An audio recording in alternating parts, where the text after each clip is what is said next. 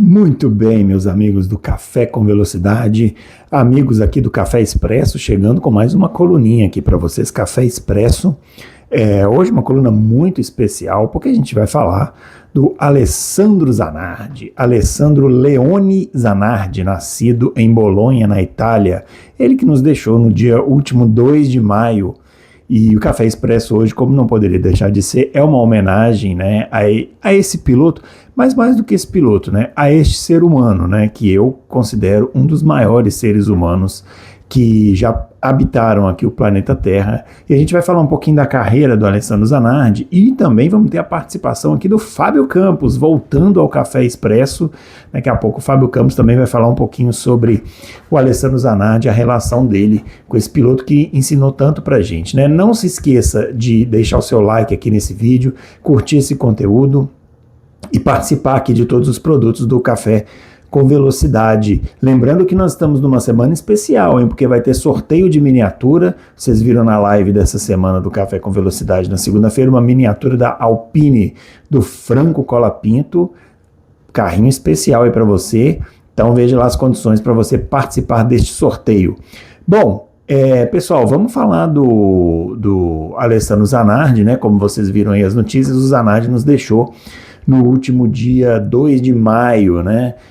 Não foi informada por ninguém, né, a causa da morte. E o Alessandro Zanardi, eu vou falar rapidamente sobre a carreira dele e depois vou explicar por que rapidamente, né? O Zanardi ele estreia no kart em 1980, ele chega à Fórmula, vai fazendo as categorias de base, chega à Fórmula 3000, onde ele se sagra vice-campeão em 1991. Ele perde esse título para o Christian Fittipaldi. E aí, na própria temporada de 1991, o Alessandro Zanardi ele consegue seu primeiro contrato ali na Fórmula 1. Ele faz as 3 últimas corridas daquela temporada na equipe Jordan, a equipe que também estava estreando, né, na Fórmula 1. Tinha tido uns problemas, tinha perdido o piloto o Bertrand Gachot, entrou o Schumacher, aí o Schumacher foi para Benetton, aquela confusão ali na Jordan no final do ano, sobrou esse assento para o Zanardi. Depois, em 1992, ele consegue mais 3 corridas pela Minardi, substituindo o Christian Fittipaldi, tinha se acidentado no GP da França, em Magny-Cours, né? E aí ele faz essas 3 provas, se classifica só para 2, né? O carro da Minardi, motor Lamborghini, né? Era um carro bem ruim. E o Zanardi ele consegue se classificar apenas para uma corrida e fica fora de outras 2. Aí em 1993 ele consegue seu primeiro contrato permanente, né, na Lotus, a Lotus em franca decadência, uma equipe já com muitas dificuldades. Ele faz a temporada de 93, depois marca o seu primeiro e único ponto, né, na Fórmula 1, no GP do Brasil daquele ano, em 1993, e depois em 94 ele faz a temporada, mas ele já no final é substituído, porque a Lotus entrava naquele esquema que era muito comum nos anos 90, ali 80, né, de colocar pilotos pagantes no final do ano para pagar as contas, né? E aí o Zanardi ele não faz todas as provas daquela temporada, embora fosse piloto contratado. Para 1995, a Lotus fecha as portas e aí o Zanardi começa a buscar um lugar ali na Fórmula 1 e ele tem uma oferta para ser piloto de testes da Benetton naquele ano. Numa política que o Flávio Briatore tinha de ter muitos pilotos, né, sob o guarda-chuva dele, o Zanardi não aceita essa condição e aí ele vai para a Fórmula Indy buscar alguma oportunidade e consegue um contrato para 1996 na equipe Chip Ganassi. E ali ele conhece então o seu conjunto vencedor, né, que era o chassi Reina na época, motor Honda e pneus Firestone, né, que foi o conjunto que dominou a Fórmula Indy nos anos seguintes. Em 1996 o Zanardi estreia então naquela temporada, ainda pegando experiência, consegue 3 vitórias, uma delas em Laguna Seca, onde ele faz uma ultrapassagem sobre o Brian Herta na curva do Sacarrolhas, que é uma das ultrapassagens mais espetaculares da história, talvez a mais espetacular, eu considero a mais espetacular, uma manobra que hoje talvez não valesse, né, porque ele completa ali por fora da pista e tal, mas cara, é espetacular, é conhecido, né, como a ultrapassagem, né, The Pass, se você digitar aí no YouTube você vai encontrar The Pass.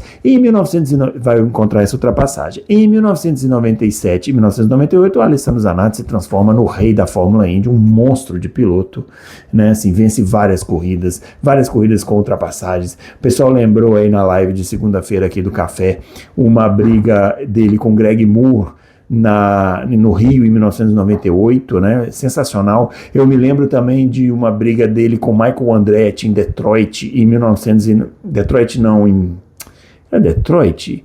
Era uma corrida no Canadá, Vancouver talvez, onde ele faz a ultrapassagem em cima do Michael Andretti na última volta, quase, ali, retardando a freada.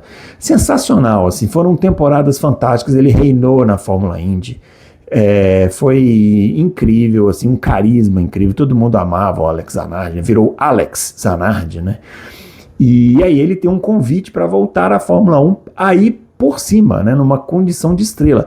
É uma situação raríssima na Fórmula 1, né, um piloto sair de uma carreira tão de coadjuvante, né, como foi a do Alessandro Zanardi, e ele voltar como uma estrela, né, voltar ali como um piloto de primeiro pelotão. Ele tem um convite da Williams. A Williams naquela temporada tinha algumas dificuldades, tinha perdido a Renault em 1997 e entrar em 1999 com motores Mecachrome, né, que eram motores da Renault rebatizados, remontados por essa empresa Mecachrome, e era um carro muito ruim. E o Zanardi não consegue fazer nada nesse ano de 1999, infelizmente é um ano de muitas dificuldades, né, para ele, para a equipe, para todo mundo. Ele também não se adapta tão bem à Fórmula 1, à equipe, né? O ambiente da Fórmula 1 é diferente do ambiente da Indy. Ele perde muito feio para o Ralf Schumacher, e o melhor momento ali da temporada do Alessandro Zanardi foi o GP da Itália, quando ele se classifica na 4ª posição para o grid de largada e não marca pontos na corrida, e não marca ponto em corrida nenhuma, e no final do ano ele é dispensado. E aí acaba então a passagem do Alessandro Zanardi pela Fórmula 1. Ele fica o ano 2000 sem competir. Em 2001 ele consegue um contrato para voltar à Fórmula Indy na equipe do Maurice Noon, que havia sido engenheiro dele lá na Chip Ganassi, né? Ele ia ser companheiro do Tony Kanaan nessa equipe, uma equipe modesta, uma equipe pequena. Ele tem um ano de muitas dificuldades, e quando ele fazia a melhor corrida dele, na prova de Lausitz, na Alemanha, ele sofre o acidente que todo mundo conhece, né? Ele saindo do box nas últimas voltas, ele liderando a corrida, ele roda na saída do box, fica parado no meio da pista e leva uma pancada em T do Patrick Carpentier, que pega em cheio ali. E o Zanardi, esse acidente define o que eu chamaria de a divisão, né, entre o piloto, Alessandro Zanardi, que é um piloto de carreira normal. A gente estaria aqui fazendo uma menção rápida, né, sobre a passagem aí dele no automobilismo, e começa a saga do homem, né, do mito, do ser humano, Alessandro Zanardi, porque nesse acidente ele perde as 2 pernas, né, e ele ou seja, um piloto que perde o seu instrumento de trabalho. Né? Quantas pessoas se dobrariam nessa situação? Né?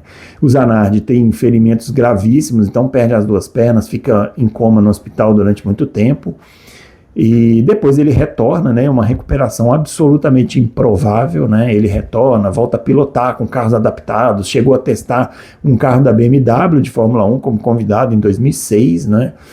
Vai competir no turismo, né, com a BMW, vira um piloto BMW, né, na verdade. Compete ali em categorias de turismo, sempre com carros adaptados, chegou a correr aqui em Interlagos, né? E o Zanardi se torna um exemplo de vida, porque não apenas ele volta ao automobilismo, como ele se reinventa como atleta, porque ele se transforma num atleta paralímpico da modalidade de parabicicletas, né? Que é uma bicicleta adaptada, né? Que o piloto ele pedala com as mãos, né? E nesse esporte ele consegue ser campeão olímpico em 2 oportunidades, na Olimpíada de Londres em 2012 e aqui na Olimpíada do Rio de Janeiro em 2016, né? E o Zanardi se torna uma das pessoas mais importantes do esporte, porque sempre fazendo tudo com um sorriso no rosto, né? E em várias entrevistas ele jamais se mostra triste ou resignado com a condição dele, sempre buscando mais e mais e mais, né? E aí em 2020, né, ele ainda treinando ali para as Olimpíadas de Tóquio, né, para as Olimpíadas do Japão, que seriam em 2021 por causa da pandemia, ele sofre um segundo acidente, dessa vez afetando a parte superior, né, do corpo, e entra numa condição que a gente não sabe exatamente qual é, mas muito provavelmente vegetativa, e a gente não tem mais notícia, né, do Alessandro Zanardi nesses últimos 6 anos, até o último dia 2 de maio, quando foi noticiado, então, o falecimento, infelizmente, aí do Alessandro Zanardi. Pessoal, Bruno, só tenho, embora fique triste com a partida do Alessandro Zanardi, eu só tenho a agradecer por ter feito parte do mesmo planeta que o Alessandro Zanardi, que esse ser humano que foi o Alessandro Zanardi. Porque o Zanardi, ele ensinou pra gente uma coisa que é muito valiosa, que é o seguinte: você pode ter dificuldades na vida, mas você pode enfrentar essas dificuldades com um sorriso no rosto. E o Zanardi sempre, em todas as oportunidades que a gente via ele estava com um sorriso no rosto. É claro que uma pessoa dessa, no seu íntimo pessoal da sua casa, tem momentos de dificuldades, momentos que duvida até da sua própria continuidade. Mas o Zanardi sempre se apresentou em público, e essa imagem era muito importante, né, com um homem determinado a fazer o seu melhor com a condição que ele tem. E eu acho que isso é um aprendizado enorme para nós. A gente vive numa sociedade em que as pessoas brigam por qualquer motivo. Quantas amizades foram desfeitas por causa de política nos últimos anos, que é uma bobagem absurda. E a gente tem um exemplo desse como Alessandro Zanardi, ao longo de todos esses anos, com todas essas dificuldades, sempre portando um sorriso no rosto e fazendo o seu melhor, sempre, sempre, sempre, sempre, fazendo o bem para as pessoas. Então, eu sempre digo, né, para mim, é um dos maiores seres humanos que passou pelo planeta, merece todas as homenagens, e eu acho que o Zanardi não precisa nem de roteirista. O filme sobre a vida do Zanardi já está pronto. Basta pegar lá os atores, colocar para fazer, porque já está pronto, e é uma história que tem que ser contada, recontada e recontada. Nesses últimos 6 anos, o Zanardi ficou afastado da mídia por conta do segundo acidente, e muita gente de uma geração mais nova talvez nem conheça, talvez nem saiba quem foi o Alessandro Zanardi. E eu acho que elas precisam saber, porque o Zanardi precisa ser lembrado como um exemplo sempre de tudo isso que eu falei aqui. Então, esse foi o meu recado no Café Expresso dessa semana. Pesquise sobre o Alessandro Zanardi, leia sobre o Alessandro Zanardi, busque informações sobre o Alessandro Zanardi, porque vale muito a pena conhecer esse cara. E agora eu deixo vocês com o Fábio Campos, que vai falar um pouquinho também sobre as impressões dele, desse ser humano fantástico que foi o Alessandro Zanardi, beleza? Um abraço para vocês. Pois é, pessoal, você que está conferindo aqui o Café Expresso, ouviu a análise do Bruno Aleixo, contando muito bem a carreira do Zanardi, né, os momentos que o Zanardi viveu. E eu estou aqui hoje participando também do Café Expresso porque eu acho que essa data não pode passar desapercebida, né? A morte do Zanardi não pode ser uma nota de rodapé. Esse é justamente o ponto da análise. Porque a gente vive hoje, né, numa era em que pilotos de Fórmula 1, o que eles redefinem o que são recordes, eles redefinem o que é pilotar um carro de Fórmula 1. Isso está em constante evolução, é assim, está sempre se redefinindo a própria Fórmula 1. O Zanardi, ele redefiniu algo muito maior, porque ele redefiniu a palavra superação no mundo do automobilismo, no mundo do esporte, porque ele conseguiu fazer essa transição, né, entre um piloto que passou por Fórmula 1 e Indy, um piloto que perdeu as 2 pernas num acidente, que por isso foi praticar um esporte paralímpico e conseguiu ganhar em 2 edições medalhas olímpicas, como o Bruno Aleixo citou. Então, o tamanho do Zanardi é muito maior do que o que ele fez na carreira, do que equipes que ele passou, do que ele fez na Fórmula 1, do que ele fez na Fórmula Indy. O Zanardi como disse o Bruno Aleixo, imagine um filme sobre o Zanardi. Imagine um filme contando essa história. Que belo filme seria. Infelizmente com um final triste, porque se vai com os 59 anos. Muito cedo, mas a vida do Zanardi não foi uma vida comum, não foi uma vida trivial, não foi uma vida normal. Aonde quer que ele seja enterrado, porque estamos gravando esse Café Expresso ainda nas cerimônias de despedida, velórios, enfim, tudo mais. Aonde quer que o Zanardi vai ser enterrado, tinha que ser um lugar público. Tinha que ser um lugar sinalizado, um lugar de visitação mesmo. Um lugar bem simbólico, porque o Zanardi foi um símbolo. E como símbolo, eu acho que ele deveria ter monumentos na Itália. Ele deveria ter monumentos em autódromos da Itália. Ele deveria ser algo que eu só disse para o Niki Lauda, mas que para ele não tenho a menor dúvida em dizer. Ele merece ser um nome de curva, ele merece ser um nome de um autódromo. Porque o Alessandro Zanardi não pode ser esquecido. Não pode. Talvez você não tenha assistido o Zanardi, ou por não ter acompanhado a Fórmula 1 na época dele, não acompanhar a Fórmula Indy. Mas como muito bem lembrou o Bruno Aleixo aqui nessa edição do Café Expresso. Procura saber. Procura ver algum documentário, procura ver alguma matéria bem feita sobre ele, procura saber um pouco da vida desse cara. Porque para nós que convivemos com o automobilismo diariamente, o conceito de superação foi elevado a outro nível. A gente já viu vários casos na Fórmula 1, belíssimos. Acabei de citar o Niki Lauda, um gigantesco caso de recuperação. Mas o Zanardi, ele passa dessa questão de competidor, de piloto de Fórmula 1, para a questão do ser humano. E isso é muito difícil alguém conseguir fazer. O peso dele como ser humano é maior do que o peso dele como piloto, como qualquer coisa. Basta lembrar, basta citar algo que foi muito... há muitas versões disso, né? Mas do dia em que o Zanardi acordou na cama do hospital, tendo perdido as duas pernas, e ao invés de focar no que ele perdeu, ele disse: eu sobrevivi do pescoço, do joelho para cima. Eu sobrevivi. E ele viveu o resto, parece uma passagem bonita, mas ele viveu a vida, o resto da vida dele provando isso. Né? Porque você quase não vê uma imagem do Zanardi sem estar sorrindo. Mesmo depois do acidente, mesmo depois de ter perdido as duas pernas. Eu não consigo achar algum ser humano que mereça tanto a classificação de herói. Uma palavra que é às vezes usada de maneira vulgar, banalizada, às vezes exagerada, às vezes até comercializada, podemos dizer. O Alessandro Zanardi, sim, foi um grande herói. Que a Itália, não só o mundo do automobilismo, mas a Itália saiba reconhecer o valor desse ser humano que ela produziu. Então, são algumas palavras sobre o Alessandro Zanardi que eu acho que mereciam ser ditas, porque foi muito mais, parece um clichê, né? Mas ele foi muito mais do que um piloto. Muito mais do que um piloto.